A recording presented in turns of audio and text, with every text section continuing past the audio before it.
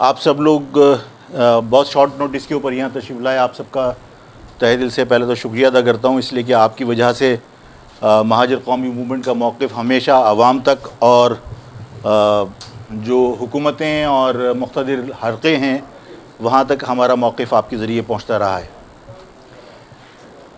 ابھی جو بحریہ ٹاؤن میں جو کچھ ہوا ہے وہ انتہائی تکلیف دہ اور انتہائی قابل مذمت ہے.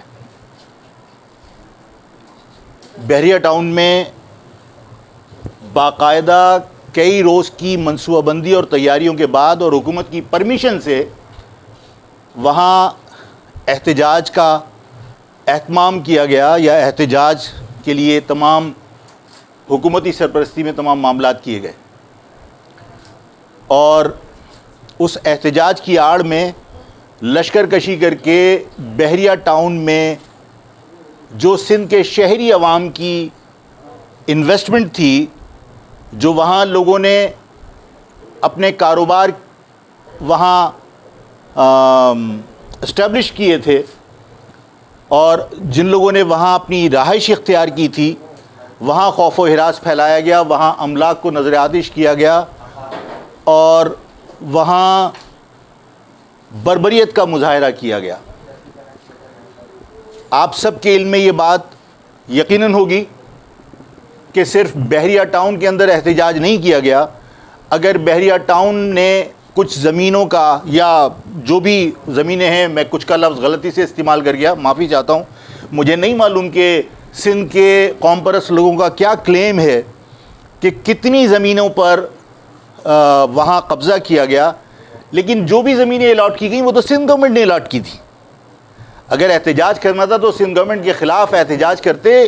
یہ احتجاج بنیادی طور پر سندھ کے شہری عوام کو خوفزدہ کرنے کے لیے تھا، اس لیے کہ سندھ کے شہری علاقے کے عوام جو اس سپر ہائی وے سے گزر رہے تھے، ان کی گاڑیاں روک کر ان کی مادری زبان پوچھ کر ان پر تشدد کیا گیا، ان کی گاڑیوں کو نقصان پہنچایا گیا. اور سب سے زیادہ دکھ کی بات یہ ہے کہ وہاں احتجاج کرنے والوں نے کھلے عام ملک کے خلاف زہر افشانی کی، سندھو دیش کے نعرے لگائے، ملک دشمنی کے نعرے لگائے، ملک پر لعنت بھیجی، اور یہ سارا عمل دنیا نے دیکھا. میں آج کی اس پریس کانفرنس میں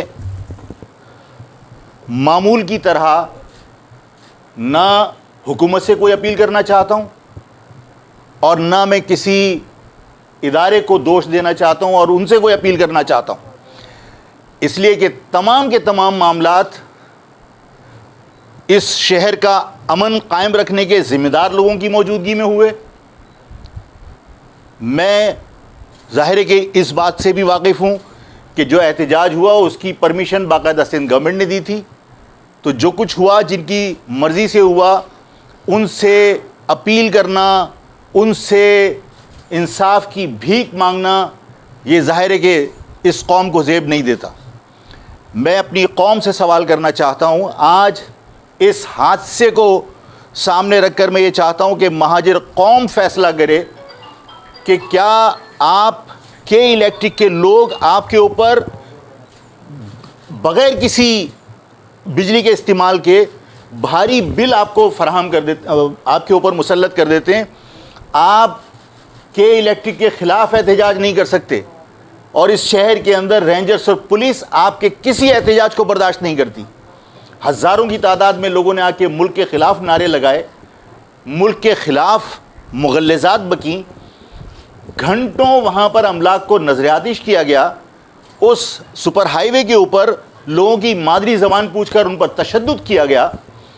آج ہم کسی سے اپیل کرنے کی بجائے اپنی مہاجر قوم سے اپیل کرنا چاہتے ہیں کہ مہاجر قوم ان حالات کا سنجیدگی سے جائزہ لے.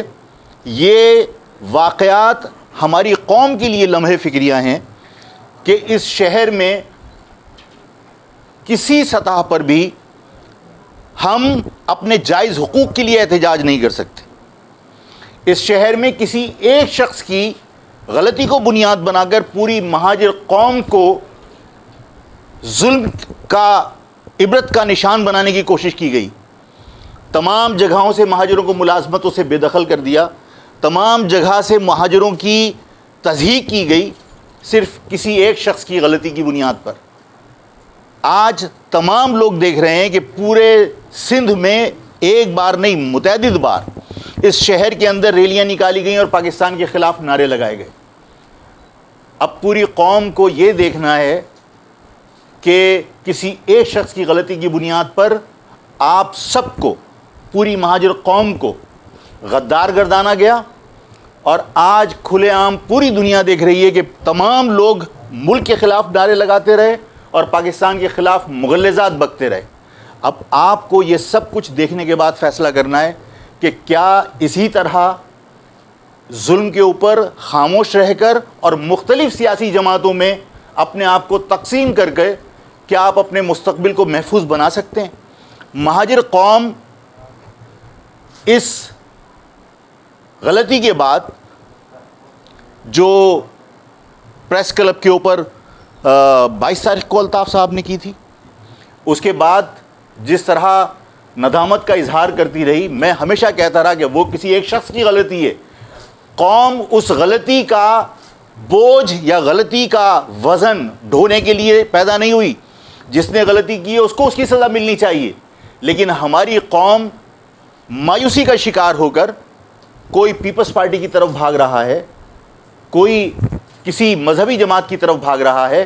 آج ان حالات کو بنیاد بنا کر میں اپنی قوم سے سوال کرنا چاہتا ہوں کہ کیا اس طرح تقسیم ہونے سے، کیا اس طرح مختلف سیاسی جماعتوں میں اپنی طاقت، اپنی توانائیاں، اپنی صلاحیتیں صرف کرنے سے آپ اپنی قوم کو اس مشکل سے نکال لیں گے؟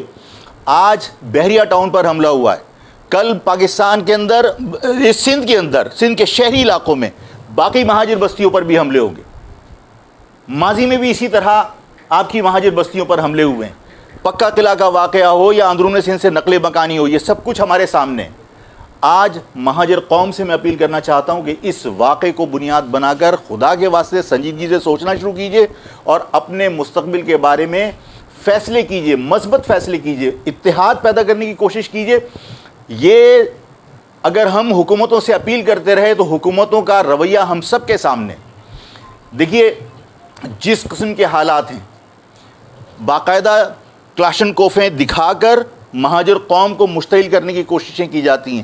مہاجر قوم کو یہ بتانے کی کوشش کی جاتی ہے صوبے کی بات کی تو یہ کلاشن کوف ہے، ہم انہیں سبق سکھا دیں گے، ہم یہ کر دیں گے. یہ سب کچھ ہم ان سے زیادہ ایگریشن کے ساتھ کر سکتے ہیں.